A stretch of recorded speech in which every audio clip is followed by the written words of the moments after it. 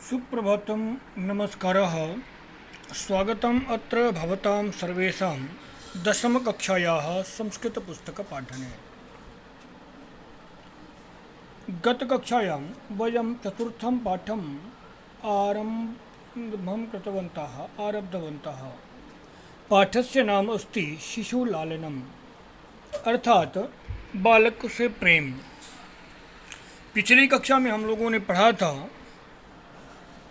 कि भगवान श्री राम के पुत्र लव और कुश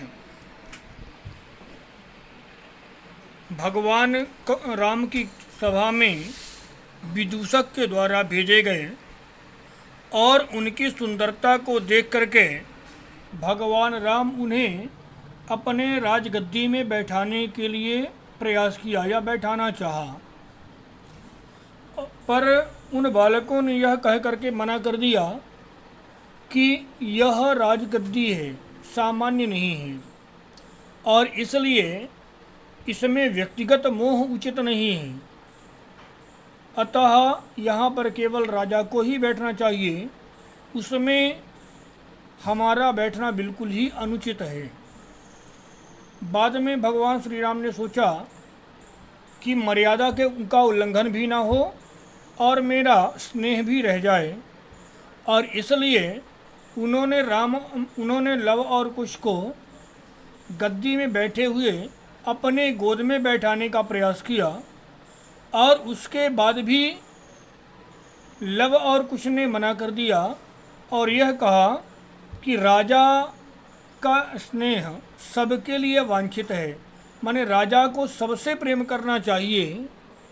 तो उस पर भगवान श्री कृष्ण ने कहा था, क्षम्यताम, भगवान श्री राम ने कहा, भवति शिशुजनो वयोनुरोधात्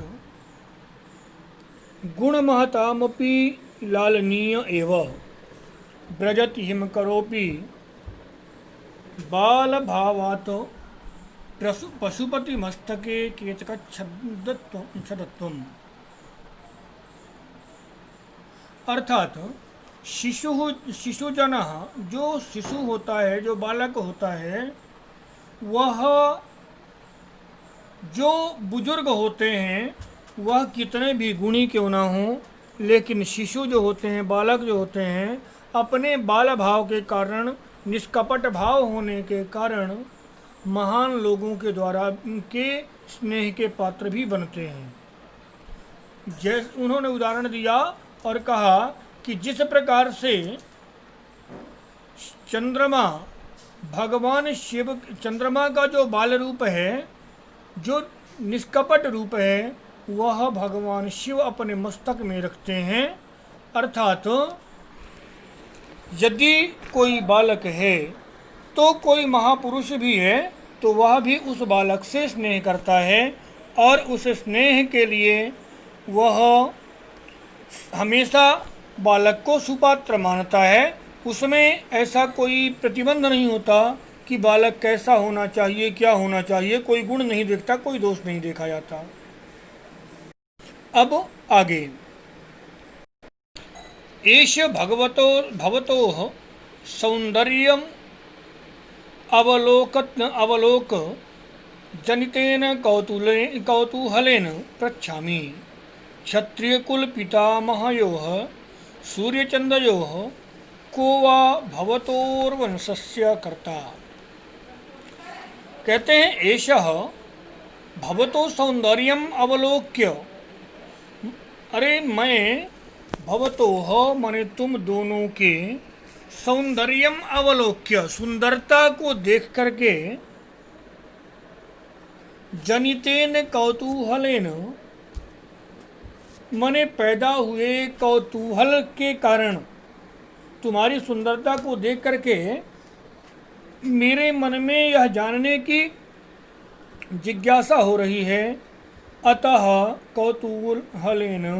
कौतूहल हो रहा है, इसलिए प्रख्यामि, पूछता हूँ।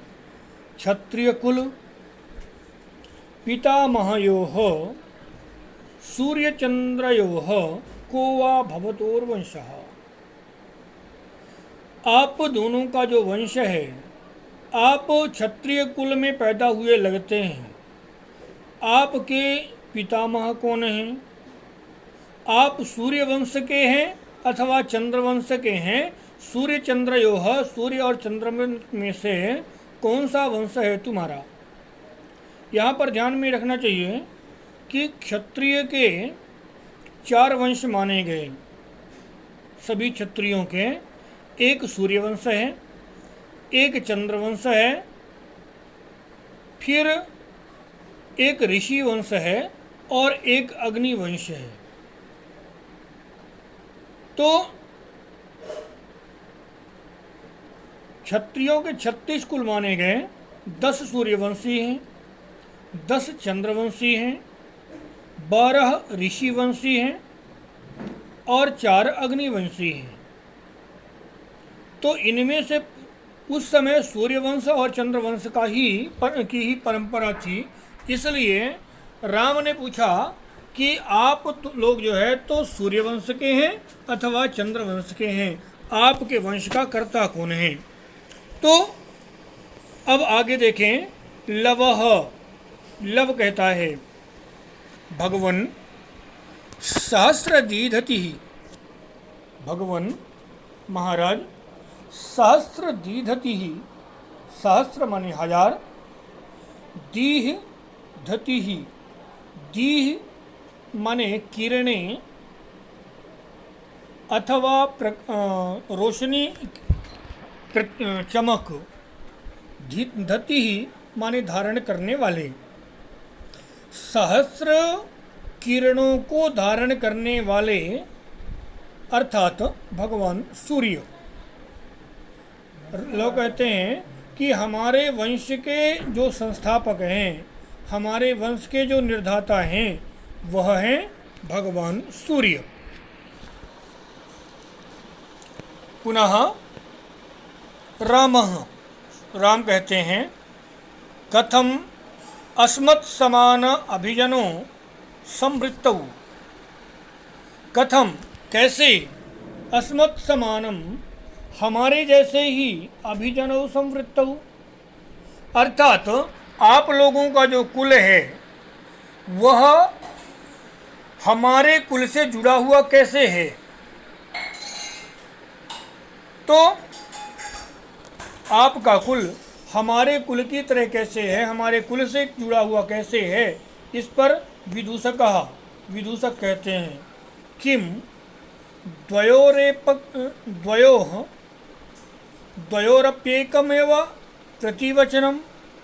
किम, विदूषक कहता है किम द्वयोः, क्या दोनों का, एकम एव प्रतिवचनम, एक ही प्रतिवचन है, माने दोनों, आप दोनों एक ही कुल के हैं, आप दोनों की बातें वही हैं, समान हैं, ऐसा वह विदूषक कहता है, पूछता है कि क्या आप लोग एक ही कुल गोत्र के हैं अथवा अलग अलग हैं?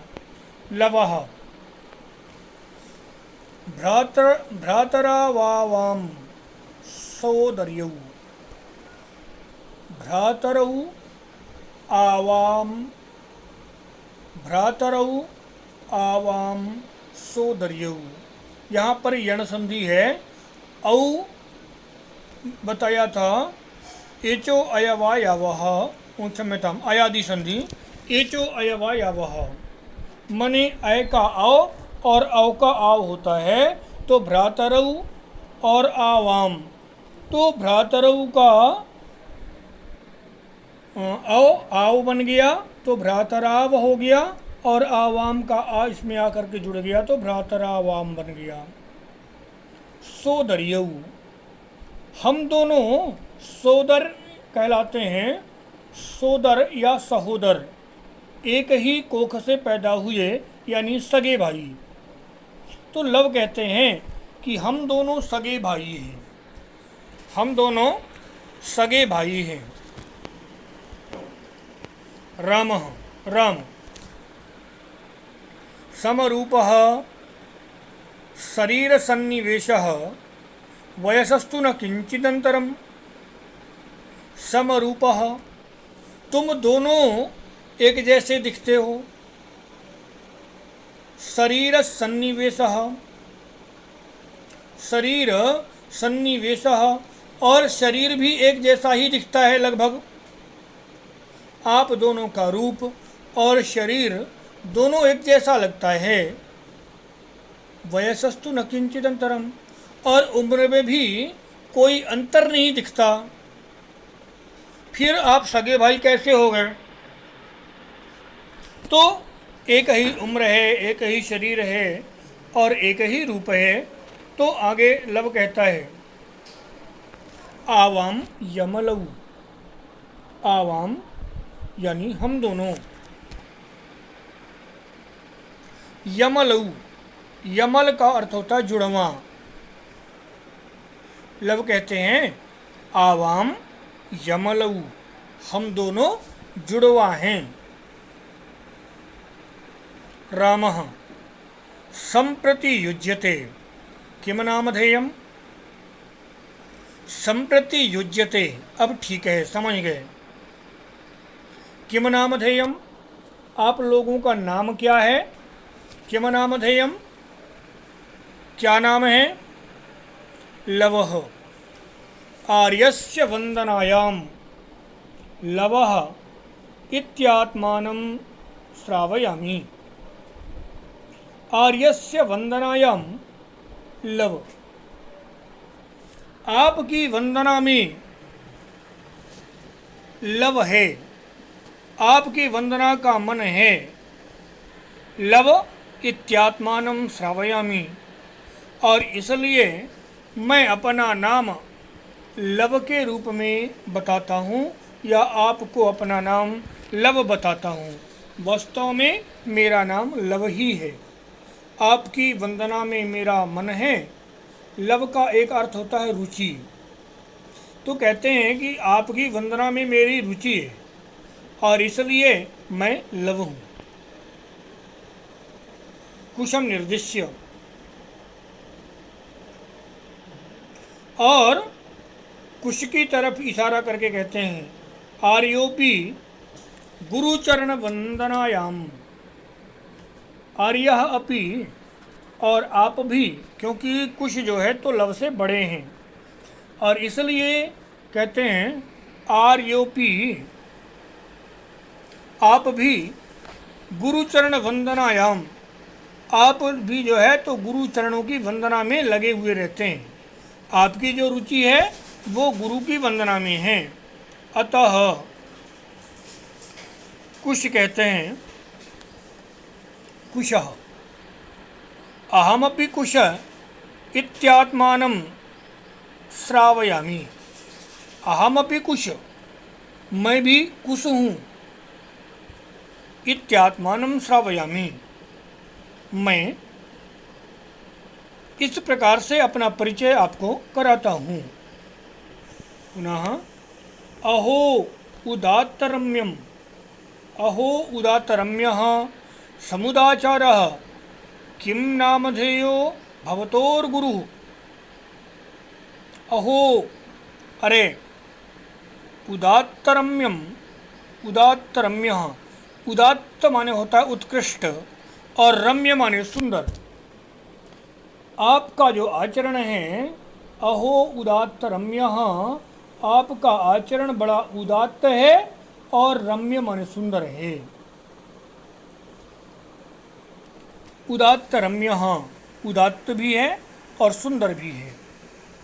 किम नामधेयो भवतोर्गुरुः, भवतोः गुरुः, विसर्ग संधि प्रथम वर्ण के, क्षम्यतां, विसर्ग के बाद यदि वर्ग का तृतीय वर्ण आए तो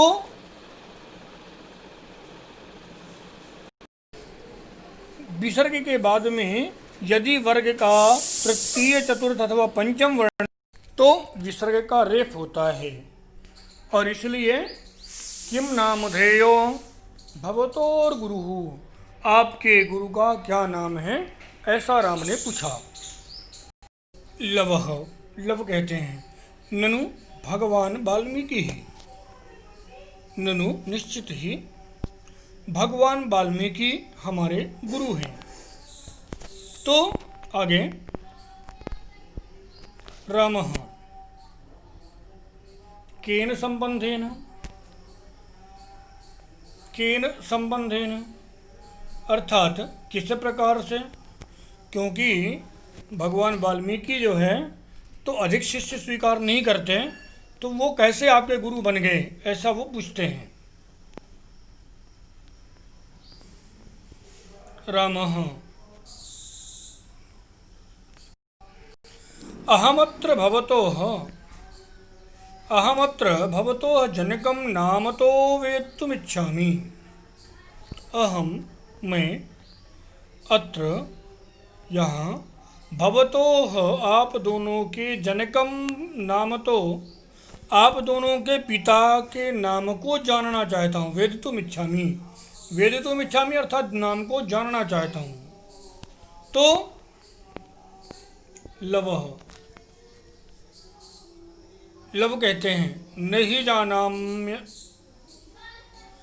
जानामि अस्य नामधेयम्, न किंचित् अस्मिन् तपोवने तस्य नाम व्यवहरति।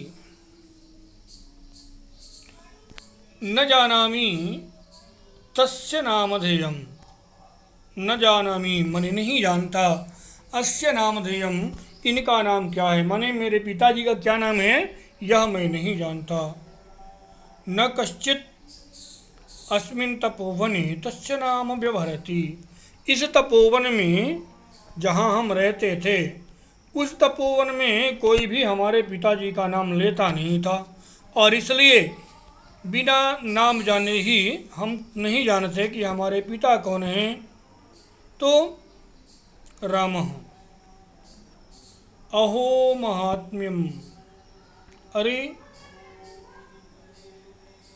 महात्म्यम यहाँ पर आश्चर्य से अर्थ है अहो महात्म्यम, अरे कितना बड़ा आश्चर्य है। कुशः जानाम्य हम तस्य नामधेयम्, कुश कहते हैं मैं उनका नाम जानता हूँ। लव ने तो कहा नहीं जानता, पर कुश कहते हैं मैं जानता हूँ। रामः राम कहते हैं कथ्यताम, बताओ। रामः कथ्यताम, कहो।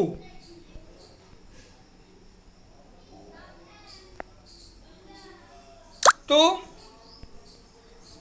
कुशः निरनुक्रोशो नाम, कुशः निरनुक्रोशो नाम अर्थात उनका नाम है निरनुक्रोशः। निरनुक्रोश का अर्थ होता है निर्दयी, दया से रहित, निर्दयी है, उनका नाम निर्दय है। रामः वयस्य अपूर्वं खलु नामधेयम्, वयस्य मित्र, वयस्य अपूर्वं खलु नामधेयम्, ऐसा नाम तो पहले कभी नहीं सुना था, यह नाम तो अपूर्व है, इससे पहले ऐसा कोई नाम हमने सुना नहीं था, किसी का नाम ऐसा नहीं होता। यद्यपि कुश ने व्यंग के रूप में कहा था कि उनका नाम निर्दय है, माने मेरे पिताजी का नाम निर्दय है, किंतु क्योंकि राम जो है तो नहीं समझ रहे ना उनके व्यंग को, इसलिए वो कहते हैं कि ऐसा नाम तो पहले हमने कभी नहीं सुना। विदूषक का विचिन्त्य, विदूषक सोचता है ये कैसे, पुनः कहता है एवं तावत् पृच्छामि निरनुकोश इति का एवं भणति,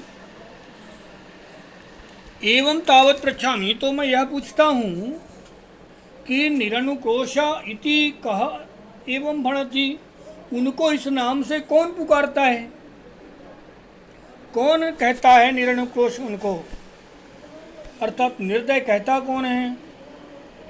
कुशा, कुश कहते हैं अम्बा, माँ कहती है, अम्बा माँ।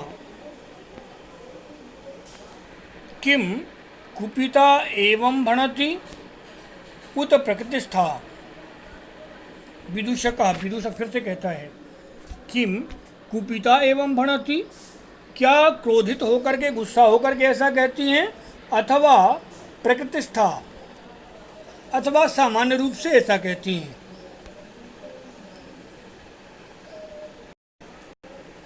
तो कुशः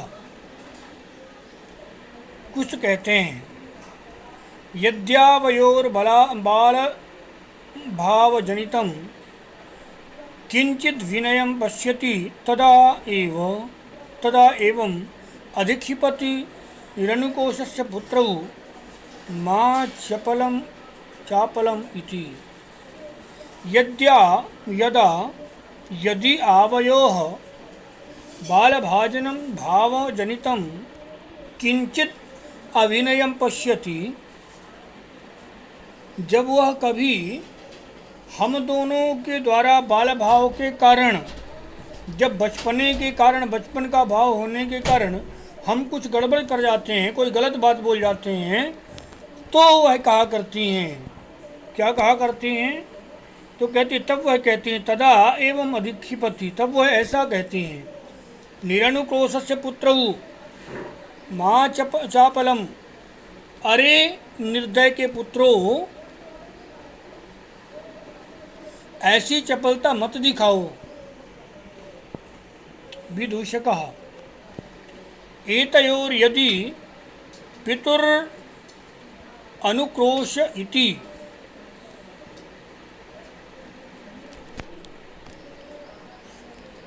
एतयोः, इन दोनों का यदि पितुर निरनुक्रोश इति नामधेयम् एतयोर जननी तेनावमानिता निर्वासिता एतेन वचनेन धारकौ निर्भर्सयति। एतयोः, यदि पितुः, हो सकता है कि इनके पिता का नाम दयावान हो। कहते हैं निह अनुक्रोशः निरनुक्रोश हो। संभव है कि इनके पिता का जो नाम है, पितुः नाम, पितुर्नाम निरनुक्रोश इति, तो हो सकता है कि भाई इनके पिता का नाम ऐसा हो और इसलिए इनकी माता जो है तो एतयोर जननी तेन अवमानिता निर्वासिता, उनके द्वारा अपमानित करके निकाल दी गई हो सकता है कि इसके पिता ने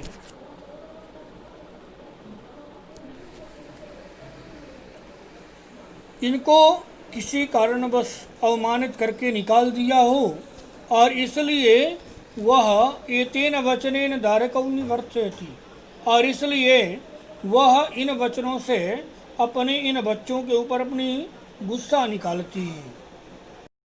आगे अगली कक्षा में।